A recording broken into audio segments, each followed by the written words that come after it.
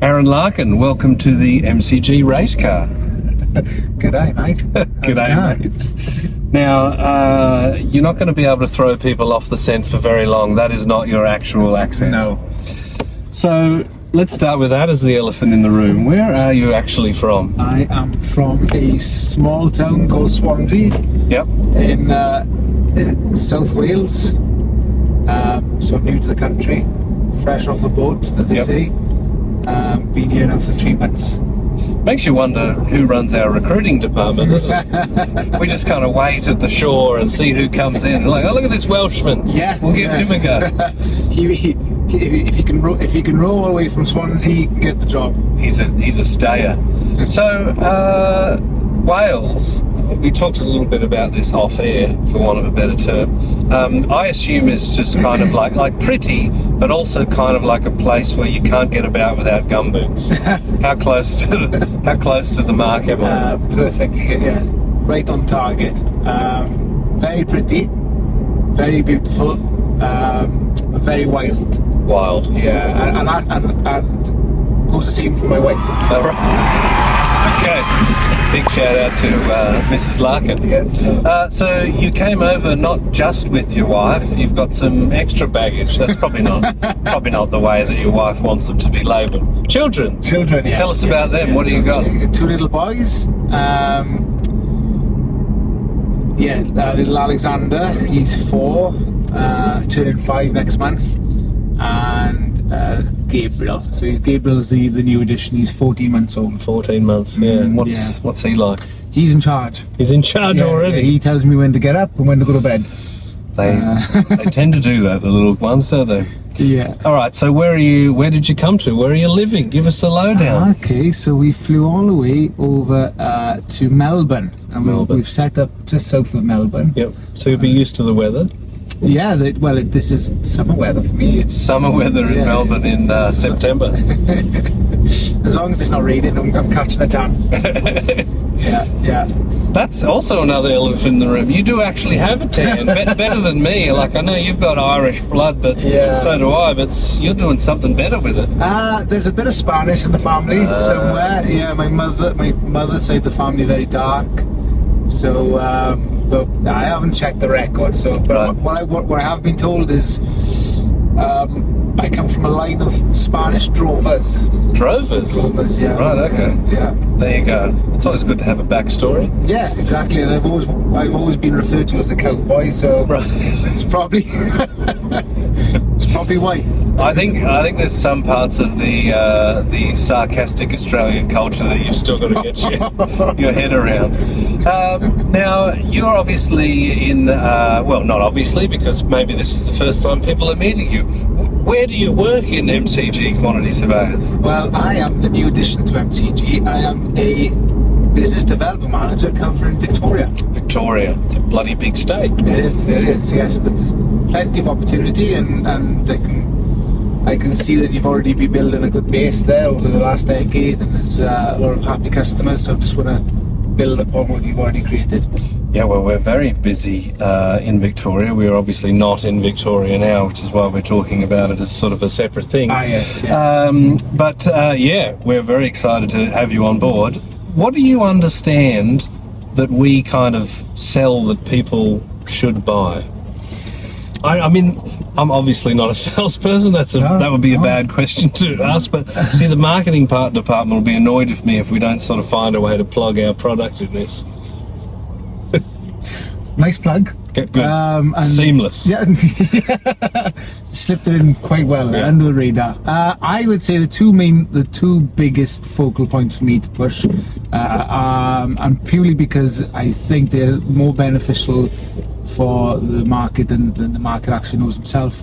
First thing is the the tax depreciation schedules. Good, go tax. Yes, we are the tax man. I'm the tax nerd. Not the tax man, not the tax Not the tax man. No, he's actually the enemy. Yeah, we don't like him. To invest. Yeah. Hopefully, he'll get swooped this swooping season. Oh yes, you're on top of the magpie season.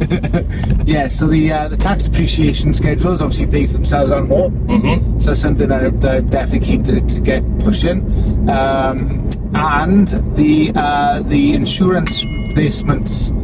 The replacement cost estimates we do. Yeah, definitely. What I've realised is the prices of everything are soaring, and they're only going further north. Obviously, there's been a lot of bad luck. Australia, what I've gathered over the years, for the news, the later years, pushing again with floods and fires, pushing prices of properties and insurance premiums probably falling short of the costs. Yes. Or the values. So I think there's a big thing at the moment where a lot of the buildings in Australia are underinsured. Yes. Yeah. So definitely quite keen to get in touch with some customers and discuss that too.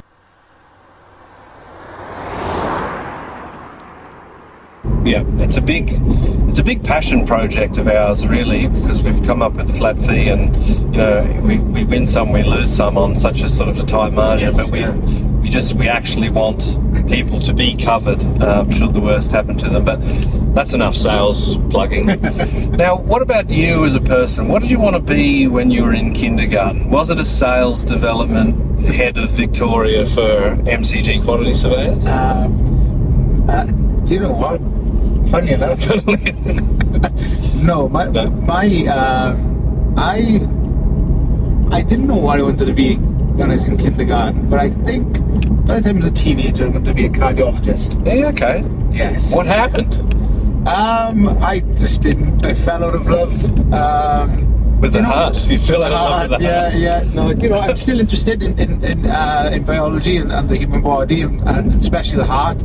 But I followed my father's footsteps into engineering and construction. Yep. So, I have him to blame. Well, that's good. Well, we have him to thank. So, thank you, Mr. Larkin. Yeah. Now, who would you say, is there anyone that sort of inspires you, as like people might sort of say Oprah Winfrey or Prince Charles or King Charles? That's the latest.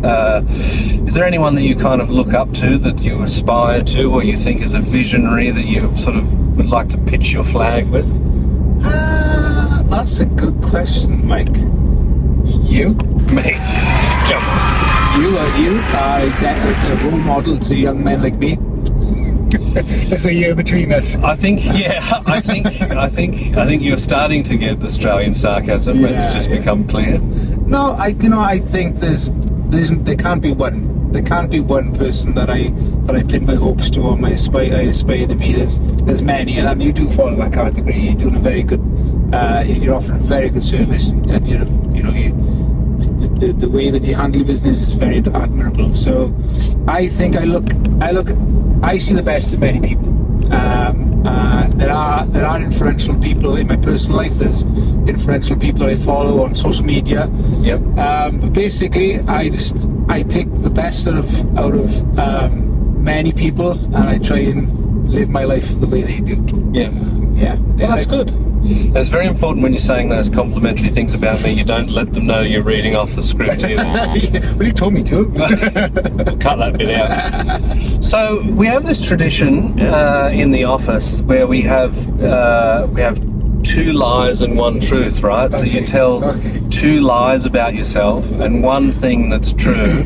And we've sort of all got to guess what they are. Now, normally we do that with all the staff, but I'm just going to cheat and do it with you now. Can I put you on the spot and you say 3 things about yourself? 2 of them are false, 1 of them's true. Okay. And I've got to guess which one's true. Okay.